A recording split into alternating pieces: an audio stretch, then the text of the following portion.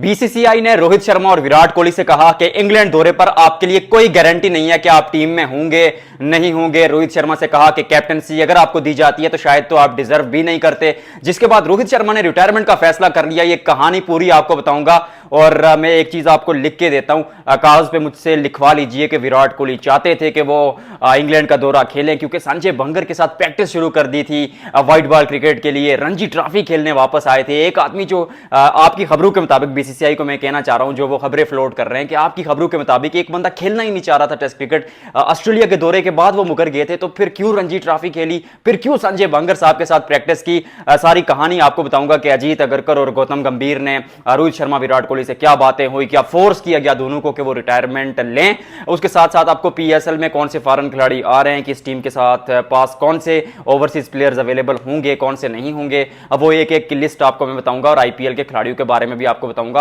आपको याद होगा कि सबसे पहले मैंने आपको आईपीएल की डेट भी बताई थी, पीएसएल की डेट भी बताई थी कि इस तारीख को शुरू होंगे मैचेस, यहां शुरू होंगे, इन मैदानों पर शुरू होंगे। तो फिर डॉक्टर स्पोर्ट्स को लाइक करने का, सब्सक्राइब करने का, कमेंट सेक्शन में बताने का कि कहां से आप लोग मुझे देख रहे हैं। तो सबसे पहले स्टोरी का आगाज करते हैं। देखिए, एक मुबैना खबर के मुताबिक बीसीसीआई ने रोहित शर्मा से कहा कि अगर हम आपको ऑस्ट्रेलियावी दौरे पर टीम में सेलेक्ट करते और कप्तान बनाते तो शायद आप कैप्टनसी भी डिजर्व नहीं करते और शायद ओपनिंग स्पॉट पर बल्लेबाजी डिजर्व भी नहीं करते, क्योंकि शुभमन गिल लिस्ट में मौजूद है, यशस्वी जायसवाल मौजूद है और कई नौजवान इस लिस्ट में मौजूद है जो भारतीय टीम को सर्व कर सकते हैं। और उसके बाद फिर रोहित शर्मा और विराट कोहली दोनों को जो मैसेज कन्वे किया गया बीसीसीआई की जानिब से कि देखिए आप हमारे टेस्ट प्लान में हैं, ओडीआई प्लान में हैं, लेकिन कोई गारंटी नहीं दी जाती आपको कि आप हर मैच खेलेंगे। मे भी एक आध मुकाबले में अगर आप फेल हो जाते हैं तो फिर आपको ड्रॉप करना पड़े। और रोहित शर्मा ऑस्ट्रेलिया के उस दौरे पर वो आखिरी मैच बॉर्डर गावस्कर ट्रॉफी का, उसके बाद ड्रॉप हो गए थे। सोशल मीडिया पर मतलब रोहित शर्मा का वो ओरा या वो उस टाइप के खिलाड़ी थे कि मे भी शायद बीइंग अ कैप्टन ड्रॉप होना बनता नहीं था। और जब ड्रॉप हुए तो वहां पर काफी सोशल मीडिया में बज़ हुआ। उसके बाद रोहित शर्मा ने अब ये फैसला कर लिया पहले ही खुद ब खुद के भाई टेस्ट क्रिकेट के लिए मैं अवेलेबल नहीं हूंगा और यूथ को मौका दिया जाए कि वो कंटिन्यू करे। विराट कोहली का जो केस था वो डिफरेंट था। विराट कोहली को सबसे करीब से जो बंदा जानता है वो रवि शास्त्री जानता है, जिन्होंने आज से तकरीबन 15-20 दिन या सोहान पहले कहा था कि विराट कोहली अभी मजीद 5 साल खेल सकता है। आप लोग देख रहे हैं, सच बताइएगा कि जिस तरह की इस खिलाड़ी की फिटनेस है, 36 साल की उम्र है, 36 साल की उम्र में इतना फिट, इतना मेंटली फिजिकली हर जगह से फिट खिलाड़ी जो भारत के लिए मुझे पर्सनली ऐसा लगता है कि 4-5 साल मजीद खेल सकता था। आप बताइएगा खेल सकता था या नहीं खेल सकता था। और रोहित शर्मा का केस डिफरेंट था। 38 साल के रोहित शर्मा हो चुके थे। टेस्ट क्रिकेट में उस तरह परफॉर्मेंस भी नहीं थी ओवर द ईयर्स पिछले 2-3 साल में।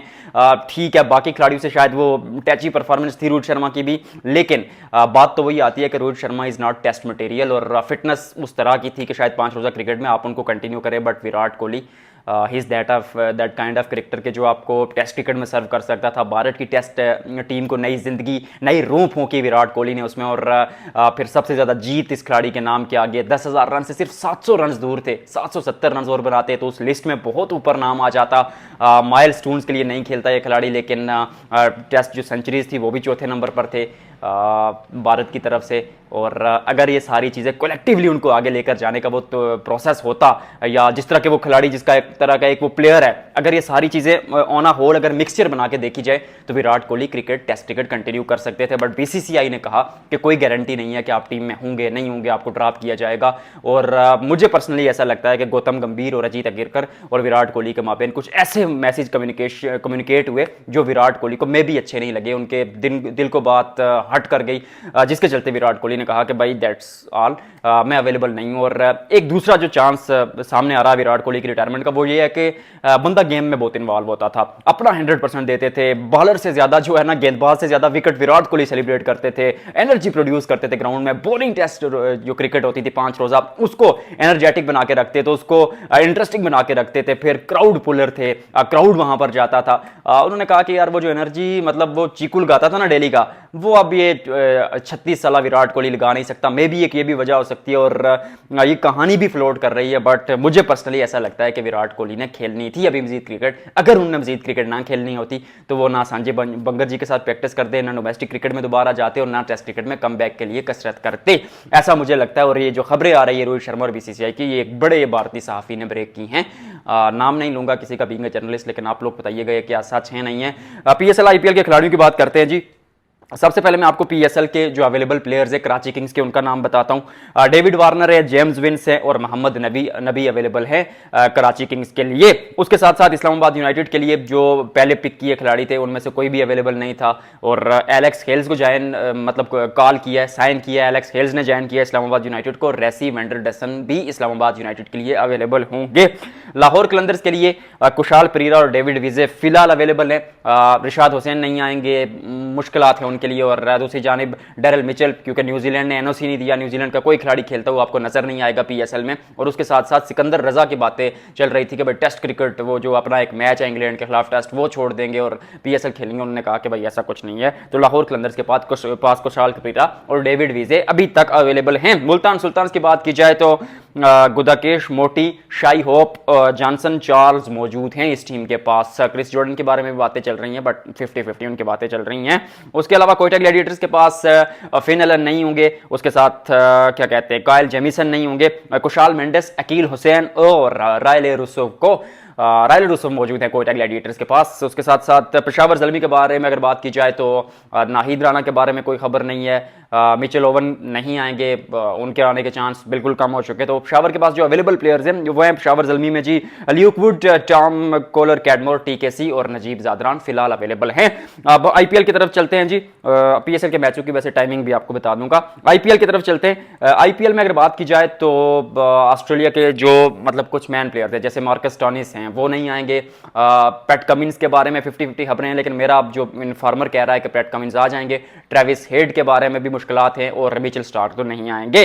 मिचेल स्टार्क के साथ जैक फ्रेसर मार्गक, क्या कहते हैं, मुर्गुक नाम है, जैक फ्रेसर मुर्गुक, वो भी नहीं आएंगे। और उसके साथ साथ अगर बात की जाए तो रबाडा और कोएटिजिया आएंगे, लेकिन 26 तारीख तक अवेलेबल होंगे। यानी जो साउथ अफ्रीकन प्लेयर्स आईपीएल में खेलेंगे वो 26 तारीख तक अवेलेबल होंगे। स्टार्क नहीं आएंगे, मार्कस टॉनिस नहीं आएंगे, जैक फ्रेजर नहीं आएंगे। और उसके साथ साथ अगर बात की जाए तो रचिन रविंद्रा वगैरह न्यूजीलैंड के जो खिलाड़ी हैं, मतलब पीएसएल में वो एनओसी नहीं दे रहे, लेकिन आईपीएल में न्यूजीलैंड के खिलाड़ी आपको खेलते हुए नजर आएंगे। लियाम लिविंगस्टन और लुंगी सानी एनगीडी, आई एम श्योर कि मैं नाम अब सही ले रहा हूँ, लुंगी सानी एनगीडी, वो आरसीबी के लिए अवेलेबल होंगे। लेकिन मसला आरसीबी के लिए ये है कि जोश हेजलवुड नहीं है और रफिल साल्ट सेलेक्ट नहीं हुए ओडीआई सीरीज में इंग्लैंड के स्क्वाड में, तो फिर उनके लिए उनके भी चांसेस हैं कि वो अवेलेबल हो जाएंगे। और अब अगर मैचेस की टाइमिंग आपको बता दूं मैं, तो जो फाइनल और सेमीफाइनल पीएसएल का खेला जाएगा वो खेला जाएगा जी पाकिस्तानी वक्त के मुताबिक 7:30 बजे। यानी मैचेस 7:30 बजे शुरू होंगे। और उसके बाद साथ साथ अगर बात की जाए तो सिर्फ एक डे मैच है पेशावर ज़ल्मी का, वो दिन 3:30 बजे शुरू होगा। मैं खोल लेता हूँ, फिर उसके बाद ये सारी कहानी बता के आपको आज की वीडियो से को करेंगे एंड। आपने वीडियो को क्या करना, लाइक करना है, शेयर करना है, चैनल को सब्सक्राइब करना है, इस परिवार को बड़ा बनाना है। तो मैच टाइमिंग जी मेरे पास आ चुकी हैं।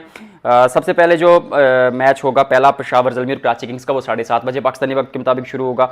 मुल्तान सुल्तान और कोयटा का जो मैच है वो 3 बजे माफ कीजिएगा शुरू होगा। पेशावर ज़ल्मी के साथ मैच शाम को ही है। फिर पेशावर और लाहौर का एक मैच है जो 8 बजे शाम को शुरू हो जाएगा। और उसके बाद इस्लामाबाद यूनाइटेड और कराची का मैच भी 7:30, और यही जो टाइम होगा फाइनल सेमीफाइनल के लिए होगा। आज की वीडियो में फिलहाल इतना ही। आपसे मिलते हैं अगले व्लॉग में।